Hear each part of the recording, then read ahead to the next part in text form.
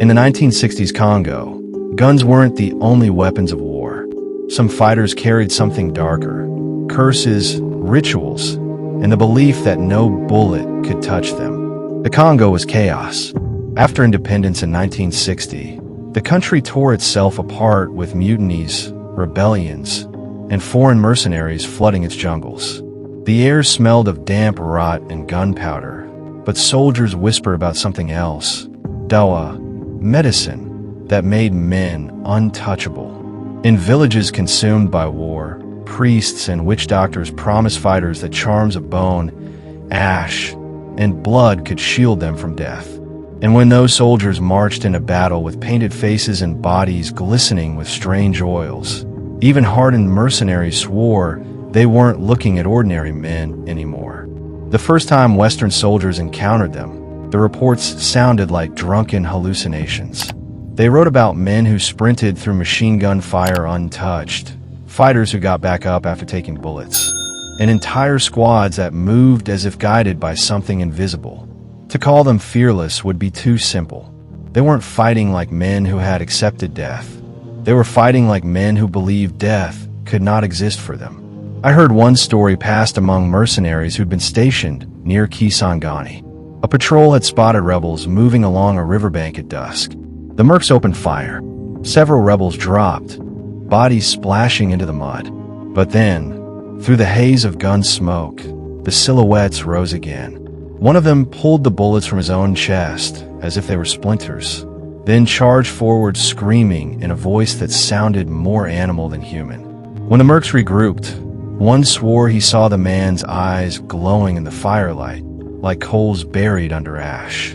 Was it real? Was it adrenaline, drugs, or something darker? That question haunted every soldier who went into those jungles. Because the truth was, belief itself was a weapon. These witch soldiers painted their bodies with sacred symbols, rubbed themselves with leaves soaked in blood, and swallowed powders mixed by shamans who claimed to speak with spirits. They walked into battle convinced nothing could kill them. And sometimes, conviction is more terrifying than bullets. A man who thinks he cannot die will run straight into your rifle barrel without hesitation. And when you pull the trigger, and he keeps moving forward, your mind starts to crack. One Belgian paratrooper described it years later in an interview. His unit had been pinned down near Stanleyville. The jungle around them was alive with drumming. Deep, thunderous, relentless. The sound seemed to crawl under their skin, making every heartbeat race faster. Then the rebels appeared, bare-chested, their skin smeared with chalky white patterns, charms of bone and feather dangling from their necks. They walked upright into the line of fire. Bullets snapped through the air, but the rebels didn't flinch. One fell, only to stagger back to his feet seconds later, dragging a machete through the mud. The paratrooper said it was the first time in his life he had truly felt fear of the impossible. Even the villagers fed the stories. They whispered that the witch soldiers had bargained with spirits of the forest, that they wore masks not to hide their faces, but to conceal that they had none. Mothers told their children to stay indoors after sundown because the witch soldiers could smell fear, and once they caught your scent, there was no hiding. But not everyone believed. Some said it was a trick of drugs, powders that numbed pain, roots that sent the mind into hallucination, concoctions that turned boys into berserkers who didn't feel bullets until their bodies gave out. Others argued it was psychological warfare. If you convince your enemy that you're immortal, you've already broken them. Still, there were stories no explanation could quite cover. A missionary doctor once told of treating a rebel captured after a firefight. The man's body was torn open by shrapnel. His pulse was erratic, his breathing ragged. The doctor swore there was no way the man could live another hour. But the next morning, when soldiers came to check on the body, the bed was empty. The man was gone, leaving only a smear of blood leading out into the jungle. They never found him. Another mercenary remembered finding charms on the corpses of fallen rebels. Bundles of herbs tied with animal sinew, small gourds filled with blackened powder, teeth wrapped in cloth. He kept one as a curiosity. Weeks later, he said he began waking at night with the sensation of hands pressing on his throat, though no one was there. He threw the charm into the river, but the nightmares didn't stop. By the early 1970s, the legend of the witch soldiers had become impossible to ignore. Some government troops even started seeking out the same rituals, smearing themselves with the same protective oils before battle. Soldiers who didn't believe found themselves hesitating when facing the painted rebels. After all, when you see a man you're certain you killed still moving toward you with dead eyes and a blood-soaked machete, belief stops feeling like superstition. The Congo had become a place where bullets weren't the only threat. The jungle held its own weapons, drums, rituals, whispers that crawled inside the minds of men. And when soldiers marched, they didn't just fear ambushes or grenades. They feared the impossible. And yet, as much as men try to rationalize, one question always lingered. Were these soldiers merely fanatics, or had something ancient in the Congo awoken to fight alongside them? The war was brutal. The land was cursed. And in the middle of it all, the witch soldiers walked, leaving behind trails of terror and stories that refused to die. Because once you've seen a man rise after death, the war never truly leaves you. The Congo conflict was already soaked in blood before whispers of witchcraft began to dominate the camps. But by the late 1960s, the stories of les soldats sorciers, witch soldiers, were spreading faster than bullets. It wasn't just rebels who embraced the rituals. Government militias, foreign mercenaries, even local villagers caught in the storm began turning to witch doctors, desperate to believe in something stronger than a rifle. In a land where death came from every direction, the promise of invincibility was a weapon in itself. Drums carried through the night, deep and resonant, echoing from unseen villages in the jungle. Soldiers said those rhythms weren't music but spells, each beat a message to the spirits, calling them into battle. Some swore that when the drumming began, the jungle itself seemed to move. Branches swayed without wind, shadows bent in impossible ways. The mercenaries who came from Europe, lured by money and the chaos of war, laughed at first. They mocked the rituals, called them savage superstition. But after a few weeks in the bush, their laughter died. A French mercenary named Renaud described one night when his patrol ambushed a group of rebels outside a clearing. Gunfire ripped through the trees. Sparks lit up the undergrowth. The rebels fell, but instead of retreating, they advanced. Their bodies seemed untouched, their voices a chorus of shrieks and chants that made the forest shake. Renaud swore he saw a man catch a bullet in his hand as though it were nothing more than a stone, then fling it aside. Another soldier dropped his rifle in panic, only to find his throat cut moments later. When he told the story years later, Renaud admitted he didn't know if what he saw was real or if his mind had broken under the strain. But in his eyes, you could tell, whether or not the rebels had powers, the terror was real. And terror was the witch soldiers' greatest weapon. Captured fighters were sometimes interrogated, their charms and potions studied by skeptical officers. The so-called bulletproof medicine was often made from herbs, roots, and the blood of animals, or, in the darkest rumors, the blood of children. Some concoctions were smoked or snorted, sending the soldiers into violent frenzies. Others were smeared on the skin, leaving them slick with oil that glistened in the moonlight, their painted bodies transforming into living specters. Yet even when science explained the ingredients, it could not explain the effect. A man who believes utterly in his invincibility will not flinch. He will not retreat. And when you shoot him, and he keeps coming, your rifle feels suddenly useless in your hands. Government forces tried to counter this terror with their own rituals. Some commanders hired witch doctors to bless their bullets, promising they could pierce any charm. Soldiers wore crosses, amulets, or pieces of scripture tucked into their uniforms, hoping to fight fire with fire. It was a battle not only of weapons, but of beliefs. One American pilot, flying supply runs for government troops, recalled landing near a village where a ritual had just taken place. He saw the fighters preparing for war, bodies painted with swirling patterns of red and white, eyes glazed with the effects of hallucinogens, each carrying a charm dangling from their necks. The pilot said the air itself felt charged, as though the village was vibrating with invisible energy. It wasn't just men getting ready for a fight, he said. It was like watching a cult preparing for something holy. But the witch soldiers were not holy. Their violence was legendary. Survivors described villages hacked to pieces with machetes, corpses mutilated in ways meant to terrify. They believed each kill gave them strength, that by taking life in brutal fashion, they drew power from it. And so their rituals grew darker, their presence more feared. Missionaries, the few who remained in the war zone, reported strange happenings during these times. At night, they heard chanting in languages older than the tribes themselves. They saw fires burning in patterns on the hillsides, circles that glowed like eyes in the dark. One missionary claimed that during prayer, he looked out his window and saw a man standing in the yard, skin painted bone white, staring at him without blinking. When the missionary shouted for help, the figure was gone, but in the dirt outside were footprints leading away deeper into the forest. Not all stories came from survivors. Some were passed from soldier to soldier like warnings. They told of entire units that disappeared, swallowed by the jungle after facing witch soldiers. No bodies were found, no signs of retreat, only abandoned weapons, rusting in the mud. The most chilling accounts came from those who dared to fight against them. In 1967, during one of the many clashes near Kissangani, a government column opened fire on a group of rebels charging across open ground.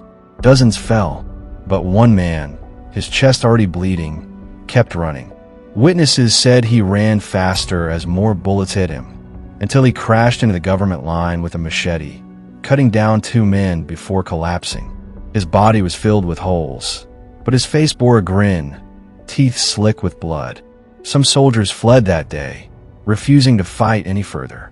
By the early 1970s, the myth of the witch soldiers was etched into the war's identity. They were no longer just rebels. They were something more, symbols of the Congo's violence, its chaos, and its secrets. Western newspapers occasionally ran stories, framing them as superstition, but those who had been there never laughed. They carried the images with them for life. And yet, the question never left anyone's mind. Was it merely belief, or something real? Could charms and chants truly bend the laws of life and death? In a war where the jungle itself seemed alive, where men vanished into trees and reappeared as shadows, the line between reality and nightmare blurred.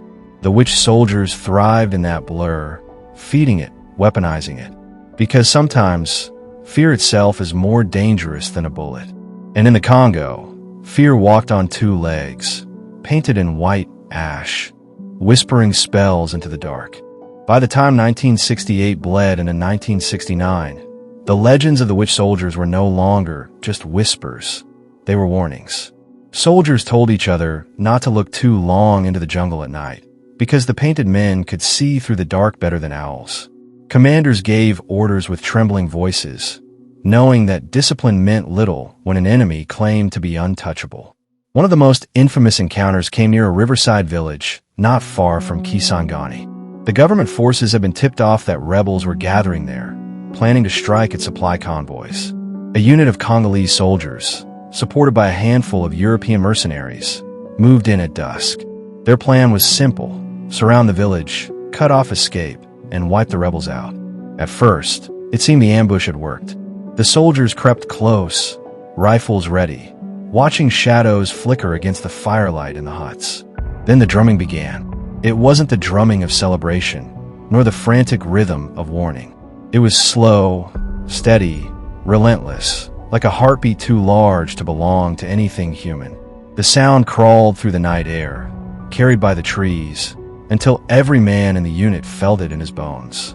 One mercenary, a South African named Decker, later said that the moment the drumming began, the village seemed to shift. The fires flickered higher, casting wild shapes across the huts, and the shadows on the ground moved as though they belonged to something else. Then the rebels emerged. They didn't crawl, didn't sneak, didn't run. They walked. Their bodies gleamed with oils that made their skin shine in the firelight, painted with swirling patterns of white, red, and black. Charms hung from their necks and arms, bundles of herbs, bones, and teeth that rattled as they moved. They carried rifles, machetes, and spears, but it was their faces that froze the soldiers. Expressions blank, eyes glazed and wide, mouths whispering chants that rose and fell with the drumbeat. The government troops panicked first. They opened fire.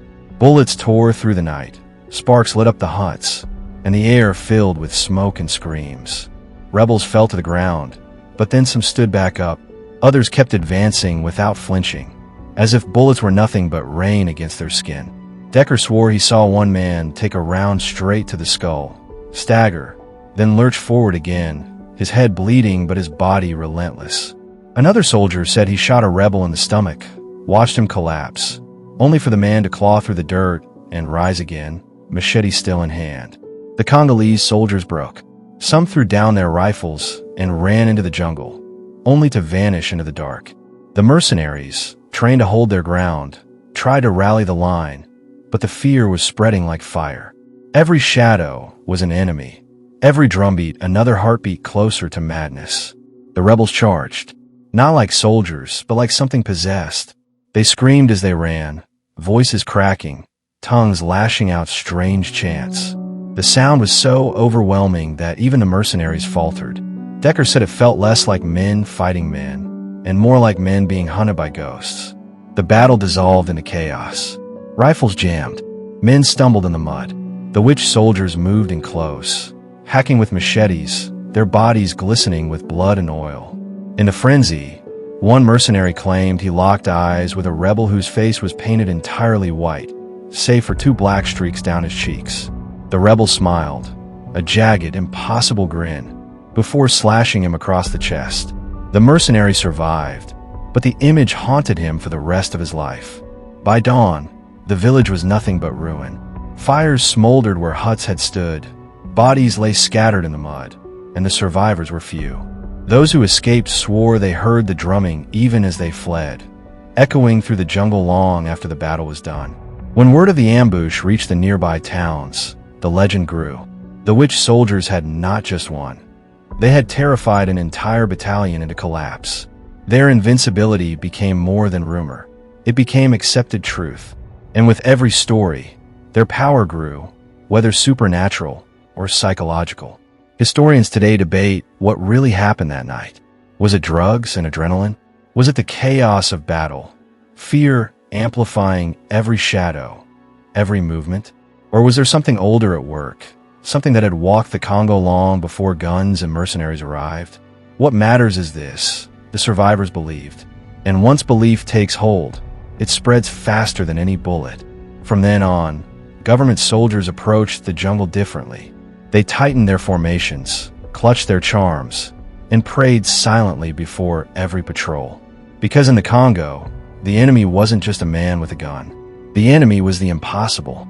And each time the drumming began, men asked themselves the same question: what if the witch soldiers really cannot die? Survivors of battles with the witch soldiers often spoke in half whispers, as though repeating the stories too loudly might summon them back. One of the most chilling testimonies came from a Congolese conscript named Emmanuel, who barely escaped an ambush in the jungle near Bukavu. His unit had been ordered to clear a rebel camp. They moved at dawn, rifles clutched tight, the mist hanging heavy between the trees. Emmanuel remembered the silence most of all. No birds, no insects, just the crunch of boots on wet leaves. Then came the smell. Acrid smoke mixed with something sweet, like rotting fruit. The men looked at each other nervously. They knew that smell. It meant a ritual had been performed nearby. When they reached the camp, the fires were still burning. Strange markings had been carved into the trees, spirals, crosses, jagged shapes like claws. Bundles of feathers and bones dangled from branches, swaying in the mist. Emmanuel said it felt less like a camp and more like a shrine to something nameless. Then the drumming started. It came from all around, echoing through the jungle in a rhythm too steady to be human. Emmanuel's captain ordered the men to hold their ground, but fear was already spreading. Some soldiers clutched their charms. Others muttered prayers. The rebels emerged from the trees. Emmanuel swore they didn't walk. They drifted, their painted bodies ghostly in the mist, charms rattling like chains. Their chants rose above the drums, words that seemed to vibrate in Emmanuel's skull. He fired his rifle until the magazine clicked empty, and still they came. One rebel, his face smeared with ash, raised his arms and walked directly into the line of fire. Bullets tore through his chest. He staggered but did not fall. Emmanuel's friend screamed that the man was already dead, that his eyes were empty sockets, his mouth twisted into a permanent grin. Whether it was madness, fear, or truth, Emmanuel didn't wait to find out. He ran. The jungle swallowed him whole. Behind him, gunfire mixed with shrieks, the clash of machetes, and the pounding of drums. He tripped on roots, tore through vines, stumbled until his lungs burned. But still, he said, the chanting followed him. At times it sounded distant. At others, so close he swore the witch soldiers were only steps away. At one point, Emmanuel collapsed beside a fallen tree.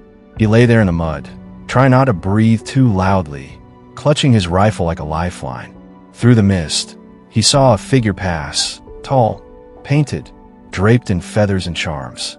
The figure stopped, sniffed the air, then turned its head slowly toward him. Emmanuel said the eyes glowed faintly, like embers in the fog. He shut his eyes and prayed. When he opened them, the figure was gone. Only the sound of rattling charms lingered, fading into the jungle. By dawn, Emmanuel had found his way back to a friendly outpost. He was shaking, incoherent, clothes soaked in mud and blood that wasn't his. His unit never returned. The jungle kept them. Stories like Emmanuel spread fast. Soldiers began to believe the witch soldiers weren't simply men. They were spirits of the dead, walking the earth to claim the living. Some swore the rebels could vanish into trees, reappearing miles away.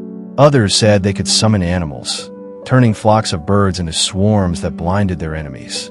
Of course, skeptics argued it was hallucination, fear mixed with fatigue, the effects of drugs used by the rebels. But even skeptics couldn't ignore the results. Entire units collapsed under the terror of facing men who seemed invincible. And that was the true power of the witch soldiers. Whether by charm, ritual, or sheer belief, they turned the battlefield into a nightmare.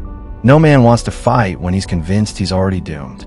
No bullet feels strong when the enemy walks through it smiling.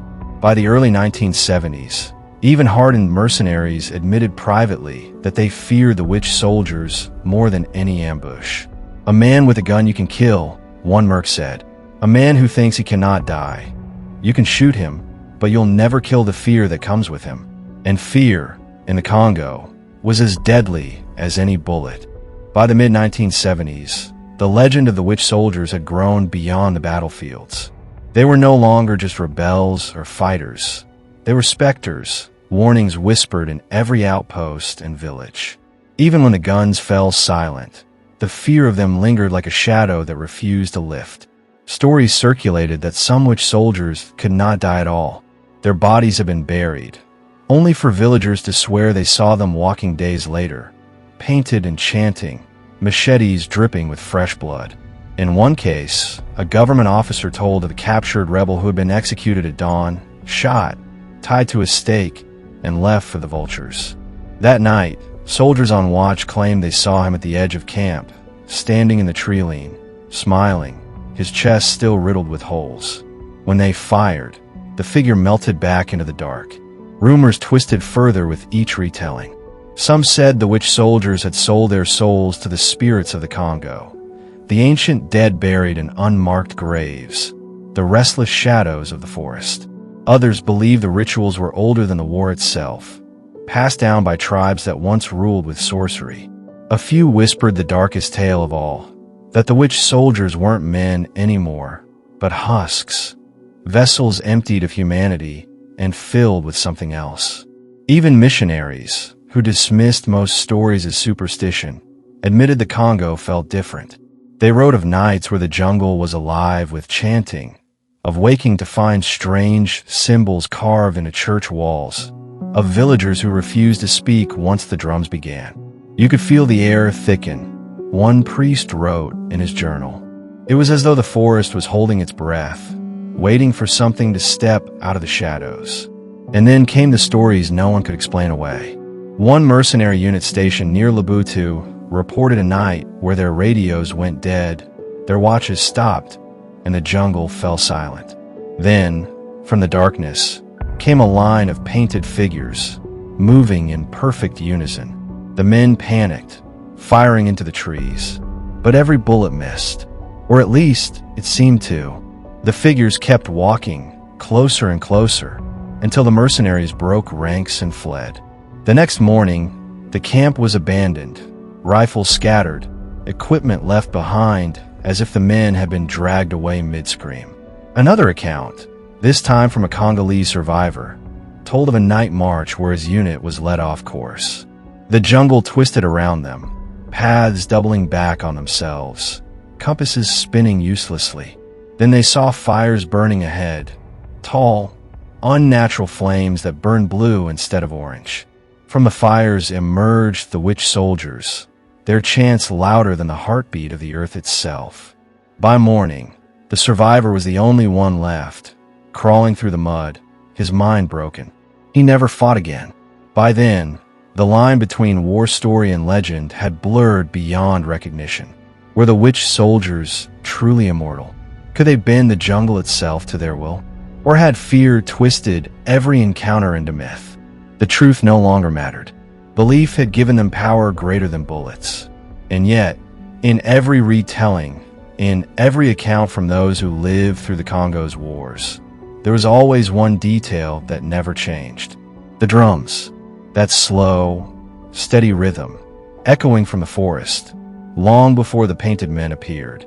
Soldiers said you could hear it hours before the attack, vibrating in your bones, warning you that death, or something worse, was coming. To this day, old veterans refuse to talk about those nights. Some still wake sweating, convinced they hear drums in the dark. Villagers, too, pass the warnings to their children. Never follow the sound of the drums, never look too long into the mist, and never pick up charms found in the dirt. Because in the Congo, they say, the witch soldiers never truly left. They wait in the forest, painted and chanting, ready to rise again when war returns. And if you listen closely in the stillness of night, you might just hear the faintest thump of drums carried by the wind, reminding you that some battles never end and some soldiers never die.